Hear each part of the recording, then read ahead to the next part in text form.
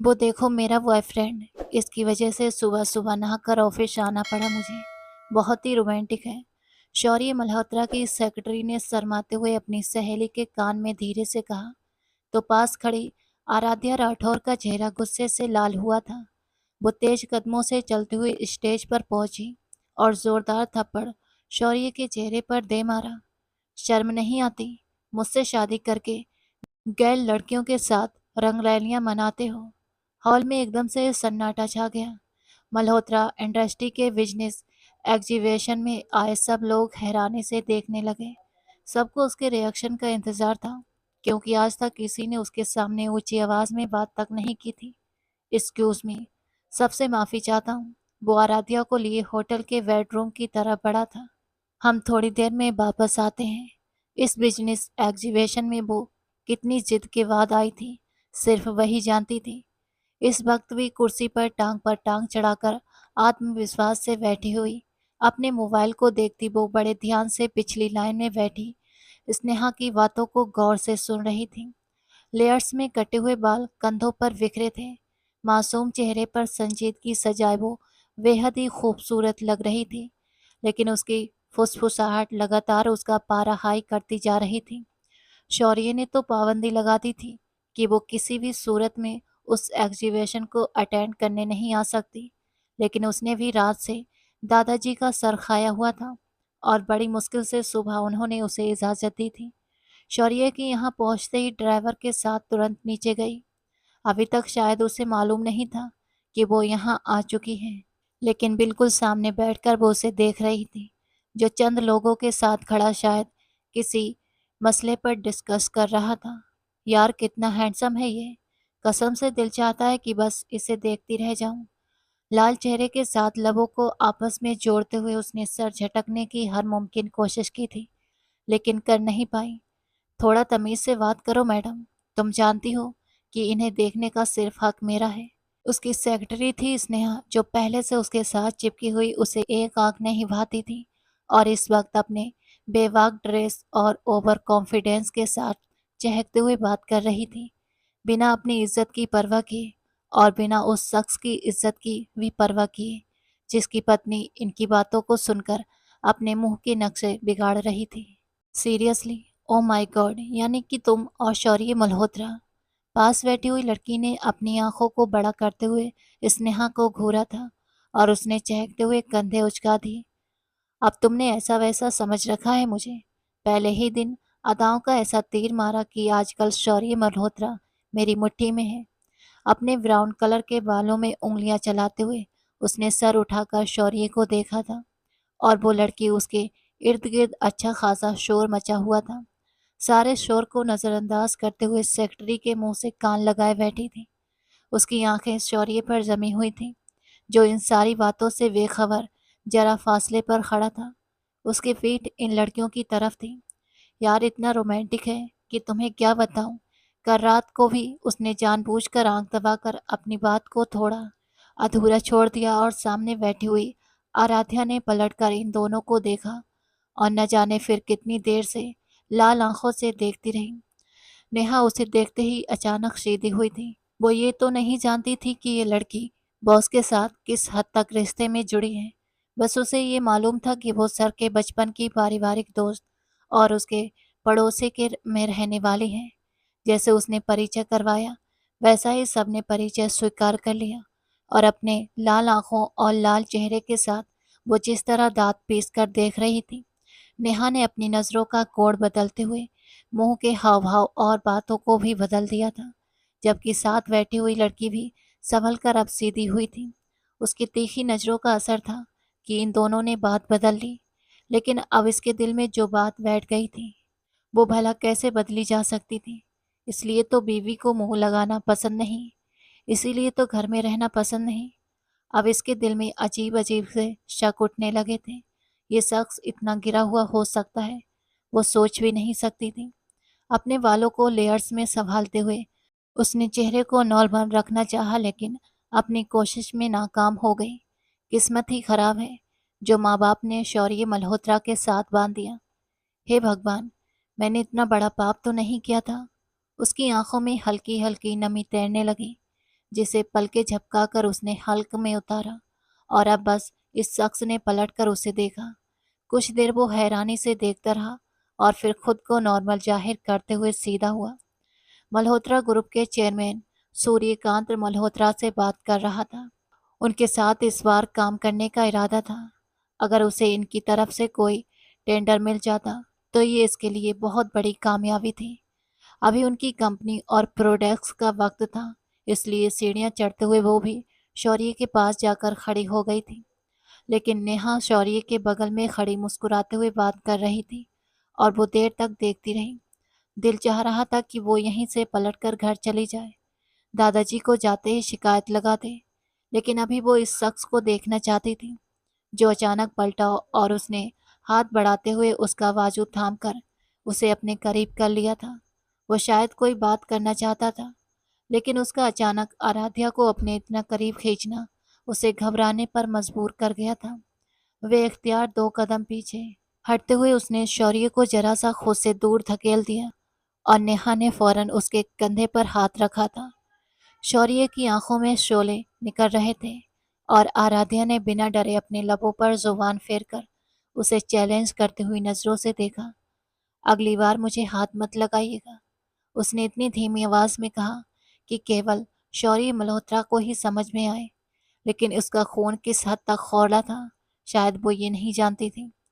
Are you okay sir? Neha ने हमदर्दी में अपना चेहरा आगे बढ़ाया और उसने एक हाथ से नेहा का हाथ दूर झटक दिया था। नेहा को खूंखार नजरों से देखते हुए आराध्या पलट कर जाने लगी कि शौर्य ने एक बार फिर उसका हाथ पकड़ा। शायद वो उसे उस हद तक बदतमीजी की उम्मीद नहीं कर रहा था। वो एक पल में ही पलटी और पलटकर एक झन्नाटेदार थप्पड़ शौर्य मल्होत्रा के चेहरे पर जड़ दिया था। वो थप्पड़ नहीं था जैसे किसी ने शौर्य के माथे पर गोली चला दी हो। उसकी अकड़, उसकी जिद, उसका गुरूर और इज्जत, सब चीजें एक लम्हे के लिए उसे हैरत से देखती रह गई थी और हॉल में गहरा सन्नाटा छा गया था। वो कोई साधारण शख्स नहीं था, बल्कि एक नाम था। लोग उसे बिजनेस की दुनिया का बादशाह कहते थे। जो भी काम उसे सौंपा जाता उसमें हर हाल में उसकी जीत पक्की होती थी। और ये मासूम सी दिखने वाली लड़की जिसने इतने लोगों के बीच उस पर हाथ उठाया। नेहा ने बेख्तियार अपने मुंह पर हाथ रख लिया था, जबकि थप्पड़ मारने के बाद ऐसा अंदाजा हुआ था कि वो कितनी बड़ी गलती कर चुकी है। इसलिए वे इख्तियार 2 कदम पीछे हटते हुए अपने मुंह पर दोनों हाथ जमाए। थर थर कांपती रह गई थी। अपनी आंखों को जोर से मीचते हुए उसने जबड़ों को जोर से भींचकर जैसे सारे गुस्से को निगल गया हो। वो लड़की ऐसा कर सकती थी, वो कभी सोच भी नहीं सकता था। उसके घर वालों ने इस लड़की को उसके सर पर बांध दिया था। ऐसा नहीं था कि उसे स्वीकार कर चुका था, लेकिन ये सब सीढ़ियां उतरती हुई आराध्या का बाजू दबोचते हुए उसे अपनी तरफ खींचकर वो पलटा था। हम थोड़ी देर में वापस आते हैं। वो उसके साथ न जाने की जिद कर रही थी, लेकिन उसकी पकड़ इतनी सख्त थी कि उस लड़की को साथ ले जाना ही पड़ा था। मीडिया ने भी इस नज़ारे को अपने कैमरों में कैद कर लिया था। उसकी अच्छी खासी बदनामी हो चुकी थी। वो शख्स जिसने आज तक अपने मामलों को सीधा सीधा चलाया, आज तक किसी विवाद में नहीं फंसा। हालात इसके लिए इतने संगीन हो सकते थे, इसने कभी सोचा भी नहीं था।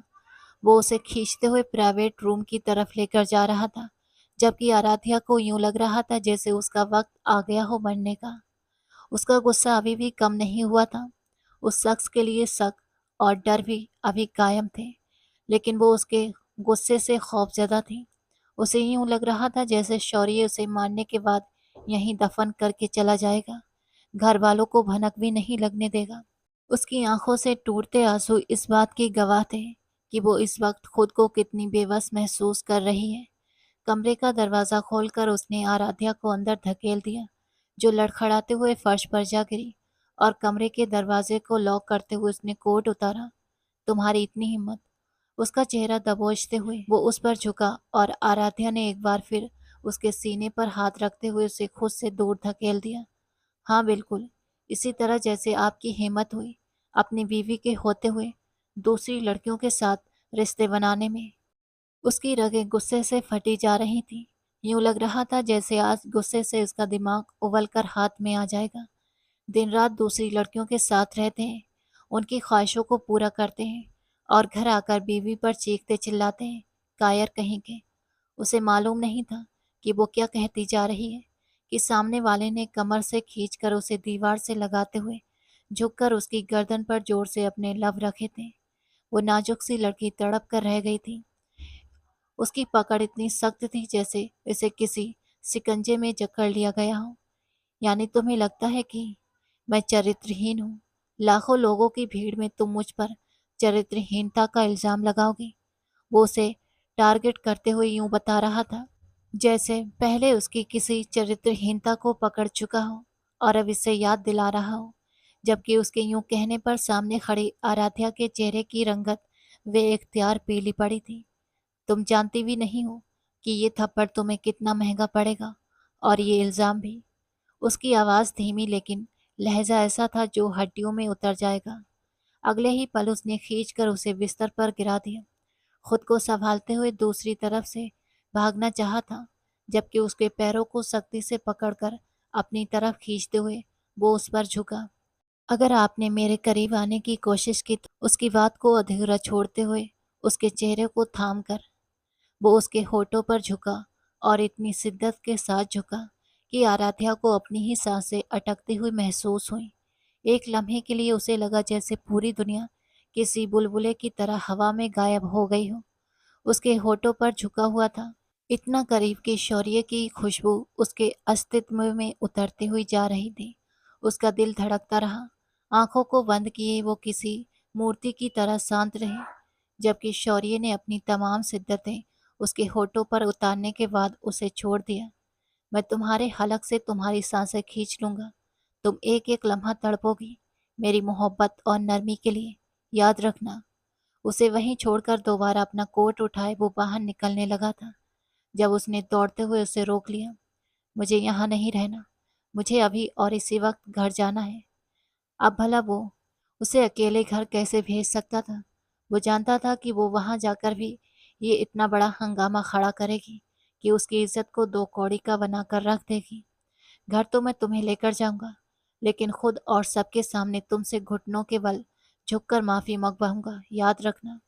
लेकिन अभी तुम्हें यहीं रहना होगा जब तक कि मैं वापस नहीं आ जाता। उसे धकेलते हुए वो बाहर निकला और कमरे के दरवाजे को लॉक कर दिया। वो वहीं से सकती बैठी रह गई थी, दीवार के साथ लगी।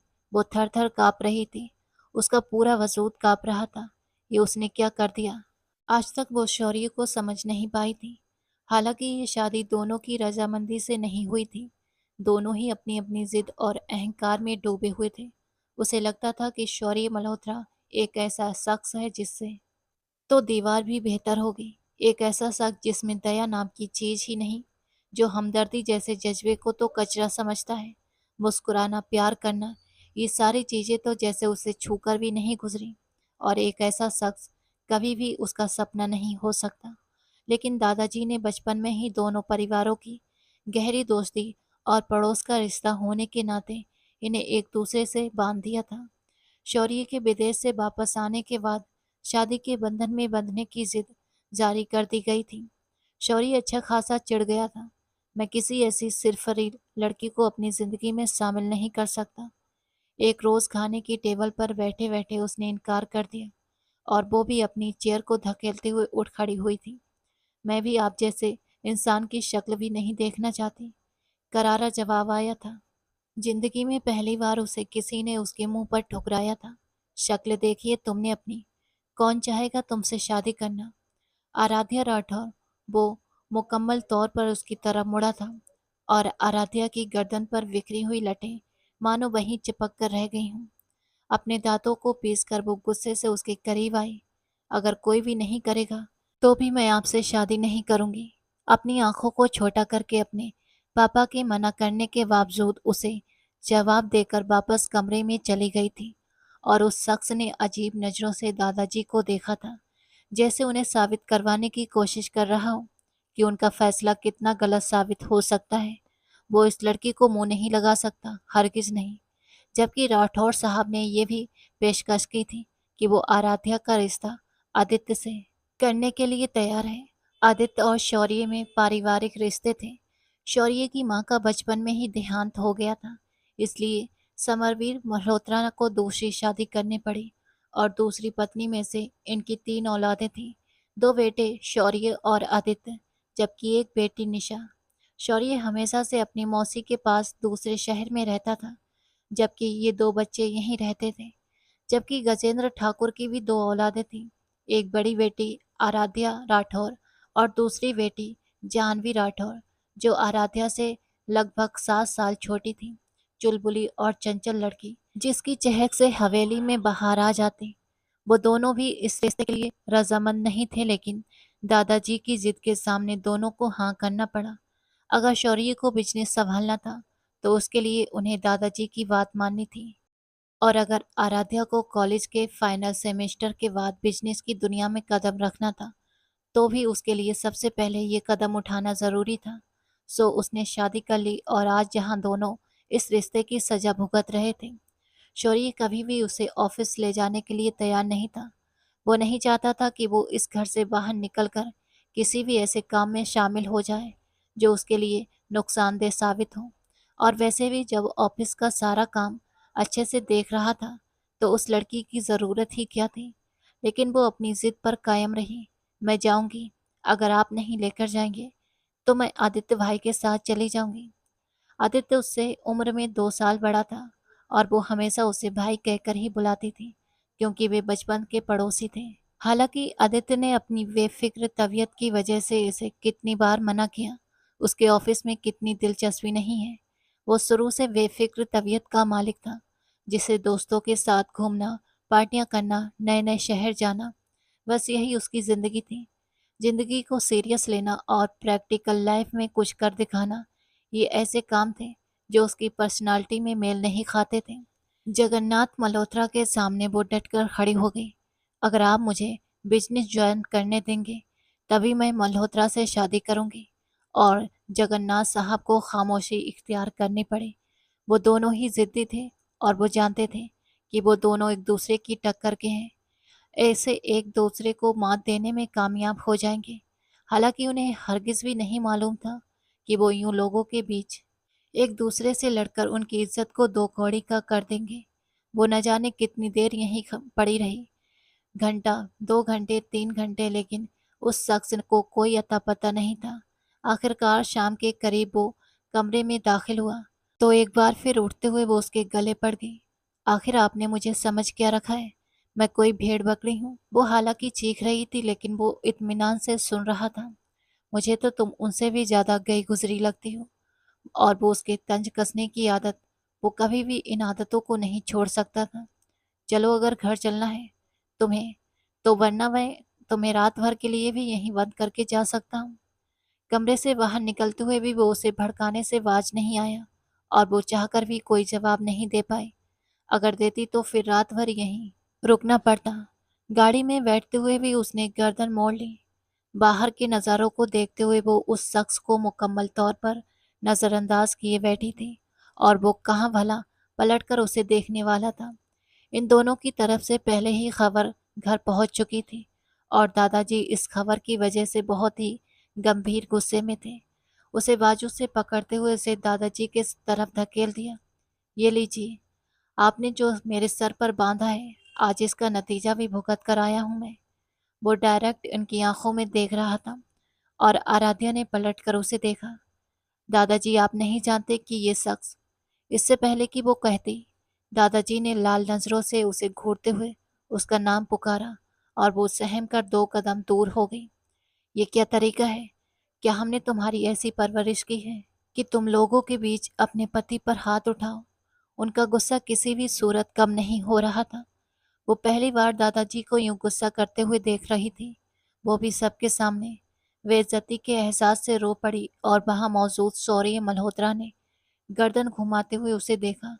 वो जो सोच रहा था इससे बुरी तरह से जलील करवाएगा, ये बात को बड़ा चढ़ाकर इसके पापा को बताएगा। लेकिन इस वक्त उसे यूं चेहरे पर हाथ रख के रोता देखकर न जाने क्यों काफी देर तक देखता रह गया था। आप नहीं जानते दादाजी, ये वहां मौजूद लड़कियों के साथ किस तरह के रिश्ते रखते हैं। वो अब एक बार फिर उस पर इल्जाम लगा रही थी, और जो कुछ देर पहले हमदर्दी आई, वो सारी हमदर्दी भुलाए एक बार फिर उसकी तरफ बढ़ा। बकवास करती है ये। आज तक विदेश में रहने के बावजूद किसी को अपने करीब नहीं आने दिया, सीमाओं का हमेशा ख्याल रखा, और सबके सामने इसने मेरे चरित्र को दागदार कर रही थी। आपकी सेक्रेटरी नेहा झूठ बोलती है या फिर आप झूठ बोलते हैं? मैंने खुद उनकी बातें सुनी हैं। वो अपनी किसी सहेली को बता रही थी। दादाजी के सामने अपनी बातों को अधूरा छोड़कर वो मुंह पर हाथ रखकर एक बार फिर से रो पड़ी, और वो शख्स हैरान और परेशान सा खड़ा रह गया। अच्छा, तो ये वजह थी जो वो इतने शदीद गुस्से में थी, और फिर इसी गुस्से में उस पर हाथ भी उठा दिया था। वो रोते हुए कमरे में चली गई, और पहली बार उसे एहसास हुआ था कि उस लड़की को फर्क पड़ता है। हाँ, आज तक वो यही सोचता था कि उसे कोई फर्क नहीं पड़ता, लेकिन शायद नेहा की किसी बात को उसने इतना दिल पर ले लिया कि ऐसा उग्र रिएक्शन कर दिया। सब लोग अपने अपने कमरों में चले गए। उसने दादाजी को सफाई देना भी जरूरी नहीं समझा था, क्योंकि उसका चरित्र ऐसा था। उसके माँ बाप जानते थे, उसके दादाजी जानता था, घर वाले जानते थे। आदित्य घर पर मौजूद नहीं था, वरना वो भी शायद उसका साथ देकर बात को थोड़ा सा खींचता।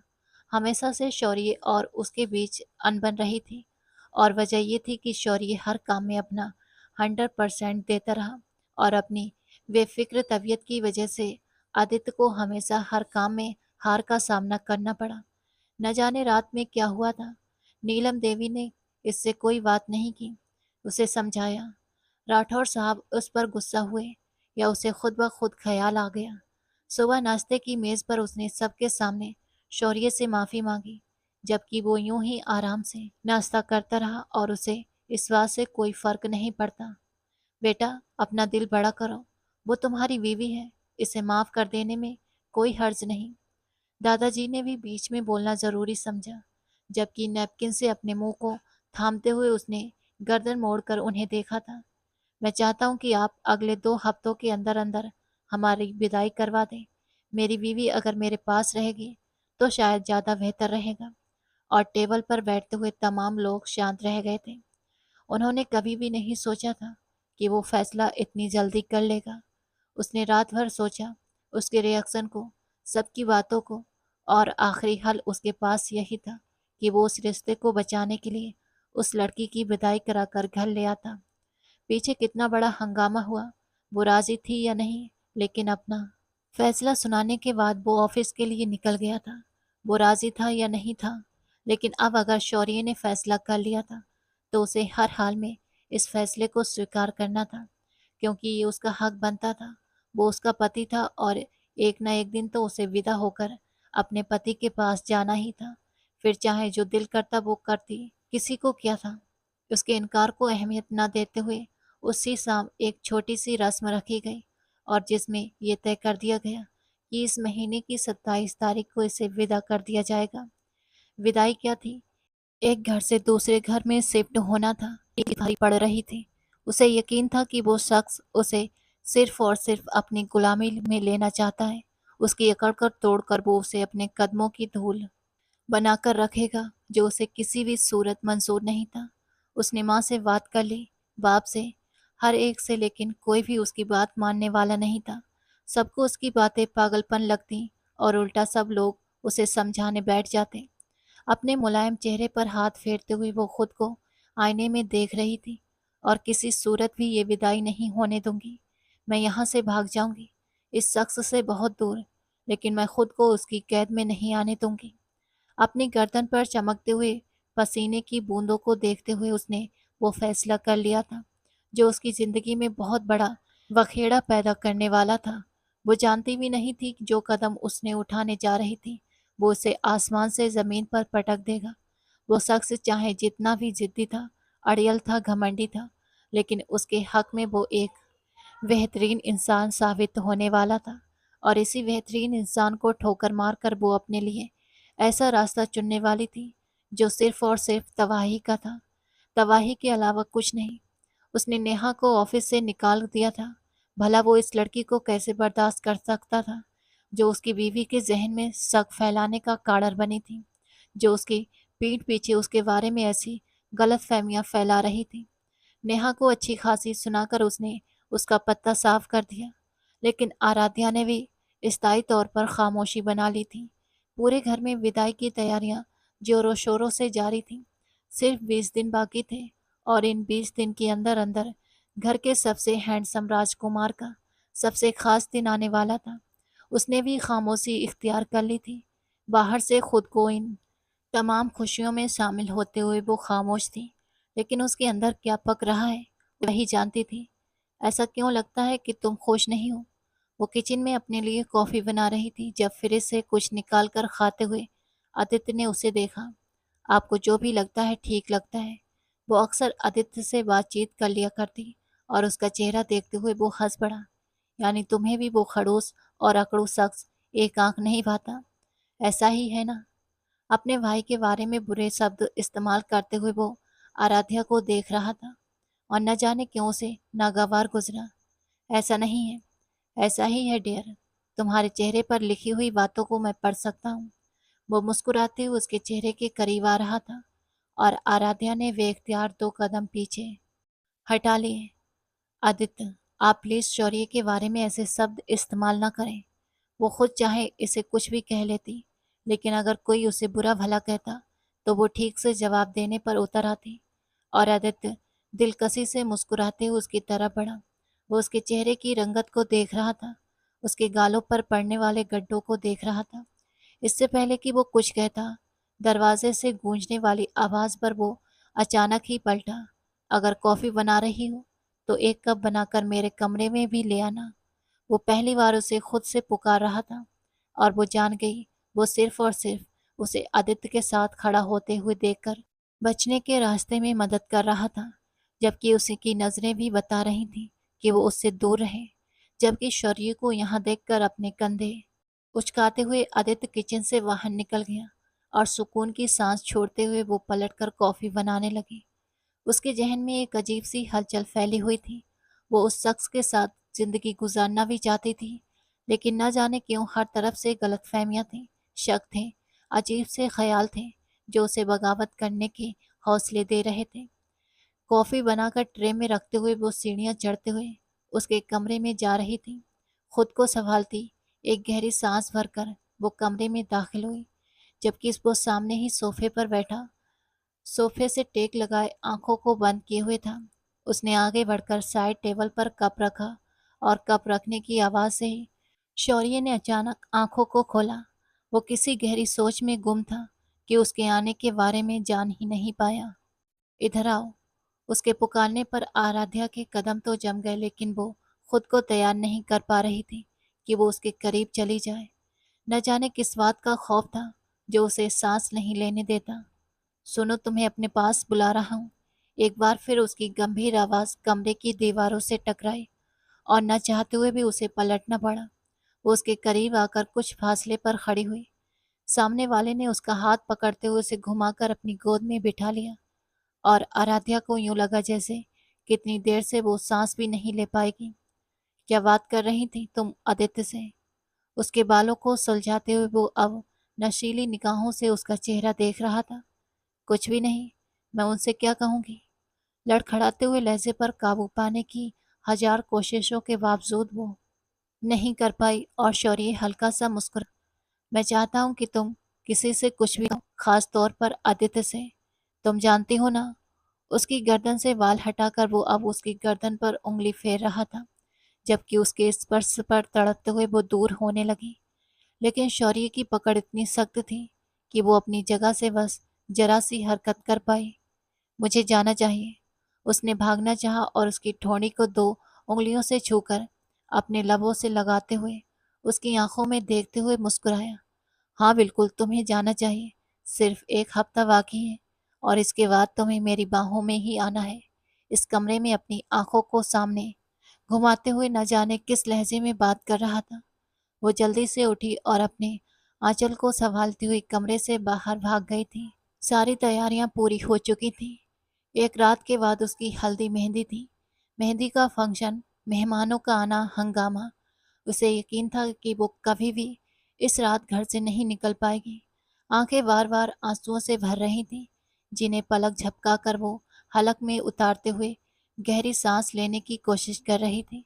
अगर उन्होंने रिश्ता सिर्फ बदला लेने के लिए किया तो इससे ज़्यादा वो कभी सोच भी नहीं सकती थी। उसे शौर्य पर शायद यकीन नहीं था, और जिस रिश्ते पर यकीन नहीं होता उस रिश्ते की जड़ें कमज़ोर हो जाती हैं। सारा दिन वो इंतज़ार करती रही, और उसके पास बस आखिरी रात थी, और इसी रात उसे इस घर से बाहर निकलना था। खुद को बचाकर वो कुछ भी कह देती, लेकिन इस वक्त उसे हरगिज भी ये विदाई मंजूर नहीं थी। उसने घर वालों को इनकार किया, लेकिन उसके इनकार की कोई अहमियत ही नहीं थी। उसे अपने करियर में नाम बनाना था, बिजनेस के बारे में जानकारियां इकट्ठी करनी थी, लेकिन घर वाले थे कि ये समझने का नाम ही नहीं ले रहे थे। वो नहीं जानती थी कि वो अपनी ज़िंदगी की सबसे बड़ी गलती करने वाली है, एक ऐसी गलती जिसकी कोई भरपाई संभव नहीं होगी। ये रात को तकरीबन 1 बजे का वक्त था। घर में गहरा सन्नाटा छाया हुआ था। कंधों पर शॉल रखकर जाने कितनी देर तक खिड़की को देखती रही, और फिर अपने चंद ज़रूरी कागजात उठाकर कमरे से बाहर निकली। उसका दिल धड़क रहा था, आंखों से बार बार आंसू गिर रहे थे। वो जानती थी कि इस शहर में घर वालों की बड़ी इज्जत है, उसके बाप की इज्जत है। सब कुछ मिट्टी में मिल जाएगा, और वो शख्स, शायद वो शख्स इसे कभी दोबारा अपना न पाए। गैलरी से गुजरते वो दरवाजे की तरफ बढ़ी, और बाहर निकलने से पहले उसने पलट कर देखा। एक आखिरी नज़र, और फिर रास्ता बचाते हुए मेन गेट के करीब पहुंच गई। वहां पर मौजूद एक छोटी सी दीवार के पास आकर खड़ी हो गई। उसे दीवार लांघकर बाहर जाना था, यही आखिरी रास्ता था उसके लिए। मेन गेट पर मौजूद गार्ड उसे कभी भी बाहर नहीं निकलने देता, और घर की सिक्योरिटी इतनी सख्त थी कि गार्ड एक लम्हे के लिए भी आंखें बंद नहीं करता था। भगवान का नाम लेकर उसने दीवार पर अपने हाथ रखे। आंखें बंद करते हुए वो छलांग कर बाहर कूदने वाली थी कि अचानक किसी ने जोरदार तरीके से उसकी कलाई थामी और उसे अपने करीब खींच लिया। अंधेरे में वो किसी चट्टान जैसे शख्स के सीने से टकराई थी। खुशबू जानी पहचानी नहीं थी। ये शौर्य नहीं था। उसका दिल धड़कना भूल गया, सांसें गले में अटक गई, और सामने वाले ने उसे खींचकर अपने साथ लगाते हुए खुद में समेट लिया था। कितनी देर वो हरकत भी नहीं कर पाई, और फिर काफी देर गुजर जाने के बाद जब उस शख्स से खुद को आजाद करवाकर 2 कदम पीछे हटी, तो वो अजीब नजरों से उसका चेहरा देख रहा था। मैंने कहा था ना, ये रिश्ता जबरदस्ती का है, लेकिन तुमने स्वीकार नहीं किया। वो अजीब सी नजरों से मुस्कुराया था, और आदित्य को रात के इस पहर अपने सामने इस हालत में खड़ा हुआ देखकर उसकी रूह तक कांप गई थी। अब जो होगा वो कभी बर्दाश्त नहीं कर पाएगी। उसने अपने लिए मानो कोई कुआं खोद दिया हो, जिसमें गिरकर वो अपनी हस्ती को मिटाने का सबब बन जाती। रात को आदित्य ने उसे अपने कमरे में छोड़ा। चंद सवाल और जवाब, लेकिन उसके सवालों के जवाब में वो कुछ कह नहीं पाई, बस चुपचाप रोती रही। वो नहीं जानती थी कि आदित्य इस कदर नीचता पर उतर आएगा कि अगले दिन वो उसके कमरे में आया और उसके करीब होते हुए उसे दीवार से लगा दिया। अगर आप ये चाहती हैं भाभी जी कि ये शादी अब सलामती से हो जाए, आपका भेद किसी के सामने ना फूटे, तो फिर आपको वो करना पड़ेगा जो मैं कहूँगा। शौर्य की बीवी बनने के बाद भी उसकी बीवी पर मेरा राज होगा। वो मुस्कुराते हुए मानो उसे काटने को दौड़ रहा था, और आराध्या ने उस पर हाथ रखकर उसे दूर धकेल दिया। खबरदार, मैं ऐसा कुछ नहीं करूंगी। उसकी आवाज कांप रही थी। जिंदगी में पहली बार उसे अफसोस हुआ था कि उसने अपने जीवन साथी पर भरोसा नहीं किया था, और उस शख्स के झांसे में फंस गई। वो रात उसकी मेहंदी की रात थी, खुशियों की रात थी, और जब अब विदाई ना हो जाती, वो किसी भी तरह से शौर्य से संपर्क नहीं कर सकती थी। इसके पास बचाव का कोई तरीका नहीं था, और आदित्य की डिमांड ये थी कि वो रात हर हाल में उसकी डिमांड को पूरा करे, वही करे जो वो कहेगा, और शादी के बाद भी। इनफैक्ट अगर वो शौर्य की बीवी बनकर भी रहेगी, तब भी उस पर हुकूमत आदित्य ही करेगा। उसके पास बड़ा शानदार मौका था अपना बदला वापस लेने के लिए। इस बेवकूफ़ सी लड़की को ब्लैकमेल करके वो हासिल कर सकता था जो वो आज तक नहीं कर पाया था। शौर्य का घमंड तोड़ने के लिए दुल्हन के रूप में वो बेतहाशा हसीन बनी, लेकिन उसके चेहरे पर वही पीलापन फैला हुआ था। हाथों पर खूबसूरत मेहंदी के बीच लिखा हुआ था शौर्य मल्होत्रा का नाम। काफी देर के बाद उसने मुट्ठी बंद कर ली। क्या होगा अगर आदित्य ने अपनी बात को सच कर दिया? शौर्य ने वक्त पर शादी तोड़कर उसे कहीं मुंह दिखाने के काबिल नहीं छोड़ा। फिर तो वो यहाँ से निकल भी नहीं सकती। शायद उसे आदित्य के साथ बांध दिया जाए। न जाने वो शख्स क्या कुछ कहेगा। हजारों तरह के सवाल थे। घर में मेहमान आ चुके थे, लेकिन आदित्य के मैसेज, उसकी नज़रें उसे किसी भी लम्हे ये सब भूलने नहीं दे रही थीं। उसे खौफ था कि अगर वो शौर्य पर भरोसा करेगी तो शायद वो उसकी मदद भी ना करे, बल्कि उसे भी रास्ते में अकेला छोड़ दे। मेहंदी की रस्मों के लिए जिस वक्त उसके बगल में आकर बैठी, उसका दिल धड़क उठा था। सामने वाला बेहद हैंडसम लग रहा था। सलीके से बने हुए बाल और लाइट येलो कलर के कामदार कुर्ते में उसकी दिलकशी उरूज पर थी। होठों पर हसीन सी मुस्कुराहट सजाए उसने गर्दन मोड़कर उसकी तरफ देखा, जिसकी खाली आंखों को न जाने वो कितनी देर तक देखता रहा। आज तो तुम्हें खुश होना चाहिए, लेकिन खुशी नजर नहीं आ रही, उसके कान के करीब झुकते हुए धीमे से कहा। और उसने वे इख्तियार नजरें उठाकर कोने में मुस्कुराकर खुद को देखते हुए आदित्य को देखा, और फिर अचानक गर्दन मोड़कर शौर्य को देखा। उसके पास आज की रात थी। आदित्य मल्होत्रा या शौर्य मल्होत्रा, दोनों में से इसे किसी एक के हक में फैसला करना था। दोनों तरफ खाई थी। किसी एक में वो आंखें बंद करके कूद जाती, लेकिन हारने से पहले उसने एक ऐसे शख्स का चुनाव किया जो रक्षा करना जानता हो। वो न जाने कितनी देर शौर्य को देखती रही, जब तक कि उसकी ठोड़ी को छूकर वो हल्का सा मुस्कुराया नहीं। क्या नजर लगाने का इरादा है? कल मेरे पास ही आना है आपको। लाल चेहरे को झुकाकर उसने खुद को नॉर्मल किया, और फिर वो सब कुछ कह दिया जो कहने के लिए बहुत हिम्मत चाहिए थी। मैं आपको कुछ बताना चाहती हूँ शौर्य। उसने जिंदगी में पहली बार शायद इस पर भरोसा किया होगा, और वो ध्यान से उसे सुन रहा था। जो भी बात थी उसने सब शौर्य को कह दिया, लेकिन फिर भी जानबूझकर उसने आदित्य की धमकियों से जुड़ी कुछ बातें अपने दिल में रख ली थी। वो नहीं चाहती थी कि वो भाई के सामने बिल्कुल गिर जाए। ऐन खुशी के मौके पर शौर्य ऐसा हंगामा खड़ा करे कि बड़ों के बीच कलेश की वजह बन जाए। शौर्य की आंखें लाल हो चुकी थीं, और न जाने कितनी देर उसे देखता रहा, और फिर गर्दन मोड़कर खामोशी इख्तियार कर ली। रस्म निभाते हुए उसने दोबारा उसका चेहरा नहीं देखा था, और वो अपने कमरे में आने के बाद अपने घुटनों पर सर रखे फूट फूट कर रो पड़ी थी। वो कभी भी उस शख्स के लिए काबिले इज्जत नहीं हो सकती थी। वो कभी भी इस रिश्ते को दिल से स्वीकार करते हुए उसे बीवी नहीं समझ सकता, और ना ही उसके यकीन पर पूरा उतर सकता। वो 2 घंटे उसने किस बेताबी से गुजारे थे, उसे ही जानती थी, जब तक कि उसके मोबाइल पर मैसेज नहीं आया और उसने मुड़कर हैरत से नहीं देखा। अपने कांपते हाथों से मोबाइल उठाकर उसने आंखों के सामने किया, और वो ऐसी वीडियो थी जिसने लम्हे भर में उसके रोंगटे खड़े कर दिए थे। शौर्य के सामने बैठा हुआ आदित्य गर्दन को झुकाए हुए था। क्या तुम इस बात से वाकिफ हो कि उसे मालूम है मेरी बीवी और तुम्हारे बीच क्या चल रहा है? वो पहली बार मेरी बीवी कहकर उसे बुला रहा था। रोती हुई आंखों से वो स्क्रीन को देखती रह गई थी, जबकि आदित्य ने सर उठाया।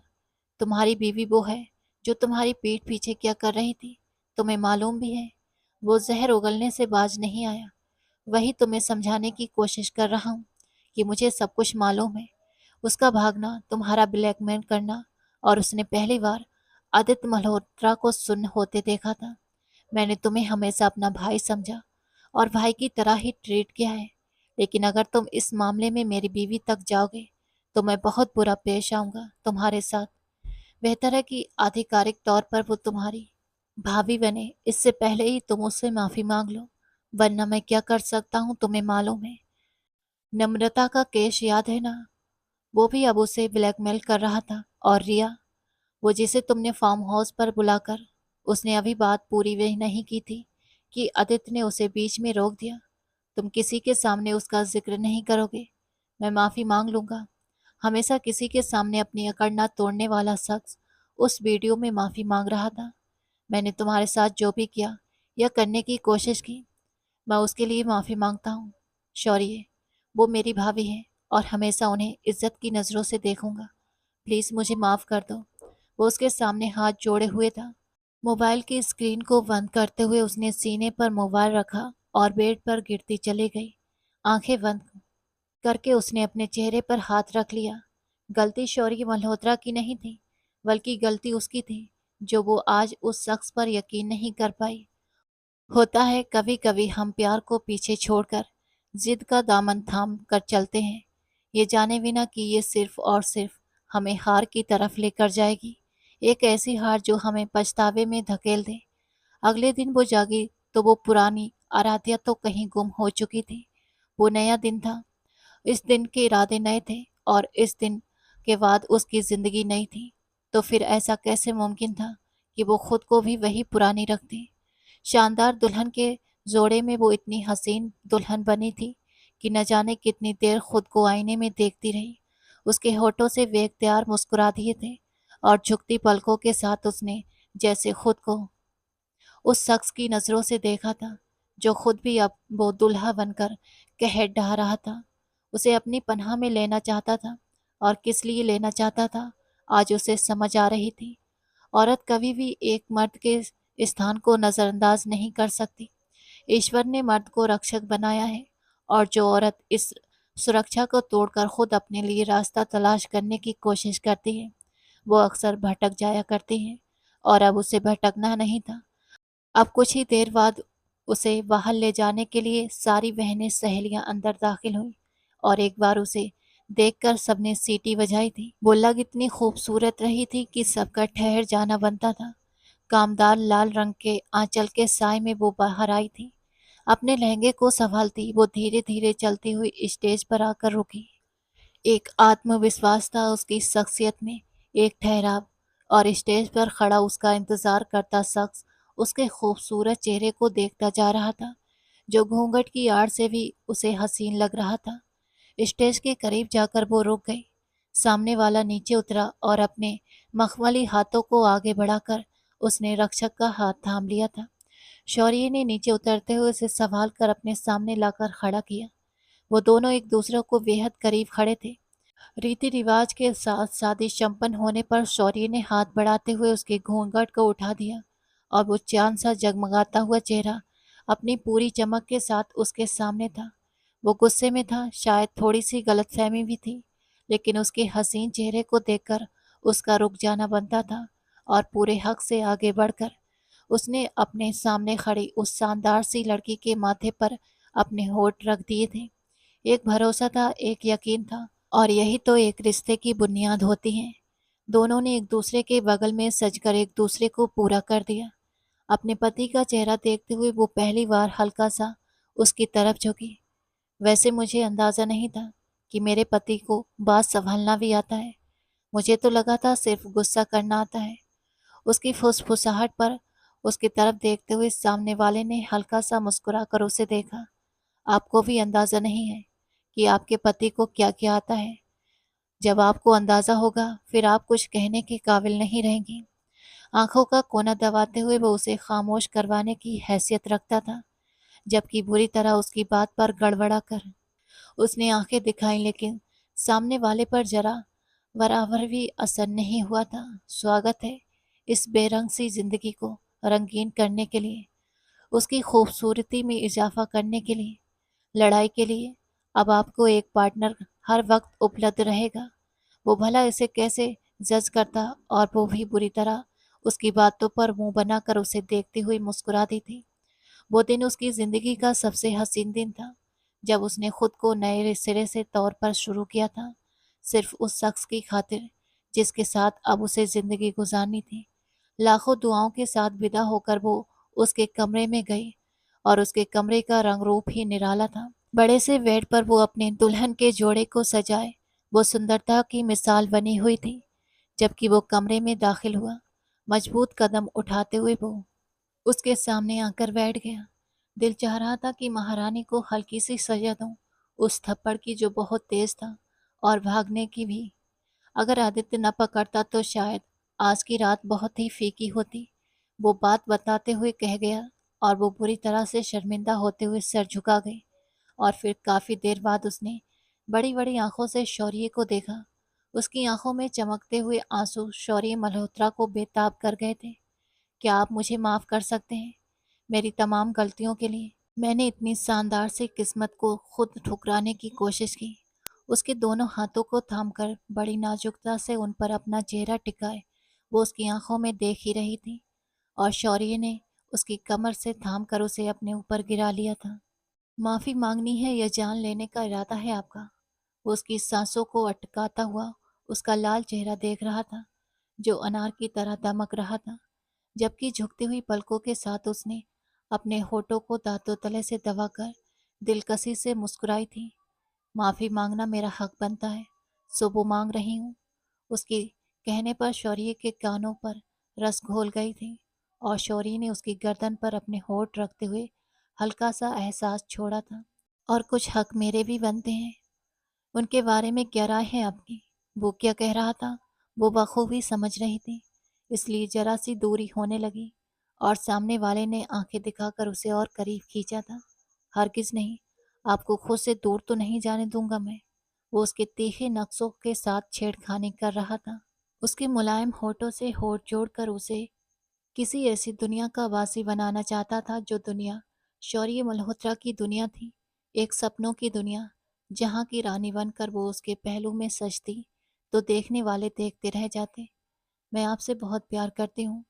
मेरा प्यार चाहे जिद में लिपटा हुआ था, लेकिन उसके अंदर सिर्फ और सिर्फ प्यार था, जो आपके नाम है। उसके गले में बाहें डालते हुए वो इकरार कर गई थी, और उसके इकरार पर सरशार होते हुए शौर्य ने नरमी से उसे ज्वेलरी की कैद से आज़ाद किया था। धीरे से बता रहा था कि ये रिश्ता उसके लिए किस तरह रहा।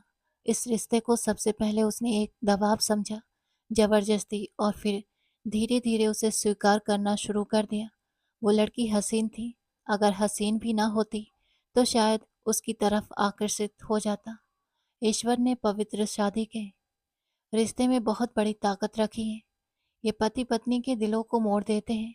एक दूसरे की खुशबू में खोते हुए वो दोनों एक दूसरे को मुकम्मल कर रहे थे। उसकी सांसों को अपने कब्जे में लिए वो, जो अब जगह जगह होठ रखकर उसे मदहोश कर रहा था, और अपने पति की बाहों में बहकती हुई वो लड़की उसे अपना आप सौंप कर खुद उसके रहम करम पर पड़ रही थी, और रात बेतहाशा हसीन बनती जा रही थी। इतनी हसीन रात की उसकी यादें इनके दिलों पर गहरे नक्श छोड़ देती। कुछ बातें थे, कुछ कस्में थीं, कुछ रस्में थीं, जिनका मुकम्मल होना बाकी था, और इस रोज़ उन्होंने खुद को ये एहसास दिलाया कि अब एक दूसरे के बिना कभी भी पूरे नहीं हो सकते, हरगिज़ नहीं। आने वाले हर दिन उस शख्स ने उसे वो सम्मान दिया था जो वो चाहकर भी हासिल नहीं कर सकती थी। इसके साथ सच कर खड़ी थी, उसने विश्वास करना इसे सिखाया। और जब शौर्य ने और जब उसने शौर्य मल्होत्रा के कदमों पर खड़ा होना सीखा, तो उसे मालूम हुआ कि दुनिया को देखने का नज़रिया क्या होता है। कभी कभी हम बहुत जल्दबाजी पर उतर आते हैं। हमें लगता है कि हम सब कुछ कर सकते हैं, और इस सब कुछ करने के चक्कर में हम बहुत कुछ बिगाड़ कर रख देते हैं। अगर हम सही वक्त का चुनाव करें, सही इंसान का चुनाव करें, तो हम जिंदगी में उन तमाम सपनों को पूरा कर सकते हैं जो आज हमें अधूरे नजर आते हैं। और यही सोचते हुए वो लगातार खिड़की से बाहर देख रही थी, जहां गिरती हुई बर्फ भी उसके खूबसूरत लग रही थी। अभी तक नाइट गाउन में थी, बालों का जूड़ा बना था, उसकी आंखों में अजीब सा खुमार उतरा हुआ था, कि दो मजबूत हाथों ने उसे कमर से थामकर उसके कंधे पर अपना सर रखा, तो वो हल्का सा मुस्कुराते हुए गर्दन मोड़ कर देखने लगी। किसके बारे में सोचा जा रहा है? वो पूछ रहा था, और वो खूबसूरती से मुस्कुरा दी। आपके अलावा कौन है जिसके बारे में सोचूंगी मैं? वो भी बिना झिझक इकरार कर गई थी। चले बताइए फिर क्या सोच रही थी आप मेरे बारे में? उसके पूछते ही साथ साथ वो हल्की सी गुस्ताखियां भी कर रहा था, और वो उसे आंखें दिखाकर रोकने की कोशिश में लगी हुई थी। आप सुनेंगे तो ही बताऊंगी ना, जब आप सुनते ही नहीं। वो जरा सी नाराज हुई, और अपनी पीठ पर हाथ रखकर वो हल्का सा झुकते हुए उसका चेहरा देखने लगा। आप सुनाइए, हम आपके अलावा कुछ और सुनने की हिम्मत करें तो बहरे हो जाएं। वो शख्स उसकी बातें उसके सीने पर सर रखते हुए वो नशीली आंखों को बंद कर गई। मैं सोच रही थी कि आपके बिना मैं कुछ भी नहीं। आप मेरी जिंदगी की सबसे कीमती सरमाया हैं। उसकी आंखें भीग गई थीं, और सामने वाले ने बारी बारी उसके आंखों पर होठ रखते हुए उसके बालों में उंगलियां चलानी शुरू कर दी थी। एक पति पत्नी का सरमाया हो सकता है, ठीक है, लेकिन वो पत्नी भी तो आराध्या जैसी होनी चाहिए, जिसे सँभालना आता हो, जिसे प्यार करना आता हो और बदले में प्यार को पाना आता हो। पिछले 1 हफ्ते से वो विदेश की हसीन वादियों में उन तमाम लम्हों को अपने नाम कर रहे थे, जो लम्हे शायद कभी उनकी ज़िंदगी में लौट कर आते, तो बेतहाशा हसीन थे। और वो इन लम्हों में किसी और का ज़िक्र करके वो मज़ा ख़राब नहीं कर सकते थे। इनकी मोहब्बत, इनका ज़िक्र, इनकी बातें और इसके अलावा कुछ भी नहीं। क्या आप मुझसे सारी ज़िंदगी इस तरह प्यार करेंगे? इसे नशीली आँखों से देखते हुए उसने पूछा तो वो ना में सिर हिला गया और वो हैरान खड़ी रह गई। क्या मतलब? वो ज़रा-सी परेशान हुई थी। मैं कभी भी तुम्हें ज़िंदगी भर इस तरह प्यार नहीं कर सकता। बल्कि मुझे लगता है कि हर लम्हा, हर दिन मेरा प्यार बढ़ता जाएगा और फिर धीरे-धीरे ये भक्ति का दर्जा इख्तियार करके मुझे आशिक बना देगा। सिरफिरा आशिक। हवाओं ने पलटकर उसे देखा था। उसकी खुशनसीबी पर नाचते हुए वो दूर तक लहराती चली गई, जबकि ज़िंदगी में पहली बार उसके करीब आकर, उसके गले में बाहें डालकर आराध्या ने उसके होठों पर अपने होठ रखे थे। वो खड़ा रह गया।